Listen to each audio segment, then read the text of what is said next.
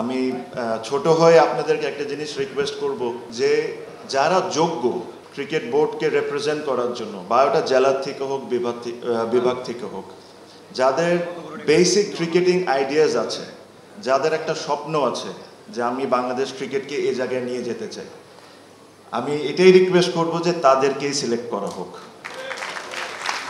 Because অতীতে আমরা অনেকবারই দেখেছি যে যখন জেলা বা বিভাগ থেকে আসেন তখন তারা জেলার বিভাগের থাকেন, ঠিক যখন ওনারা ক্রিকেট বোর্ডের ডিরেক্টর হন তখন ওনারা ক্রিকেট বোর্ড ডিরেক্টর হয়ে যান, জেলা বিভাগকে ভুলে যান।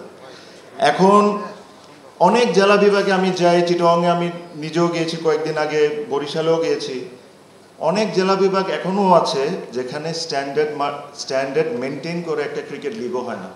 ক্রিকেটকে আমরা বলি বাংলাদেশের সবচেয়ে বড় স্পোর্টস, অবশ্যই football and other sports, my respect to all, but যদি আপনি বাংলাদেশের সবচেয়ে বড় স্পোর্টসকে এইভাবে করে যদি আমরা ট্রিট করি, এই জেলা বিভাগ থেকে কিন্তু ডিরেক্টর হচ্ছেন, এই জেলা বিভাগ থেকে কিন্তু ওনারা পলিসি মেনটেন করতেছেন, বাট তারা যদি তাদের জেলা বিভাগের জন্য কাজই না করে তাহলে ওনাদের তো আমার মনে হয় কোনো প্রয়োজন নেই ওই ধরনের লোকরে ক্রিকেট বোর্ডে আসা।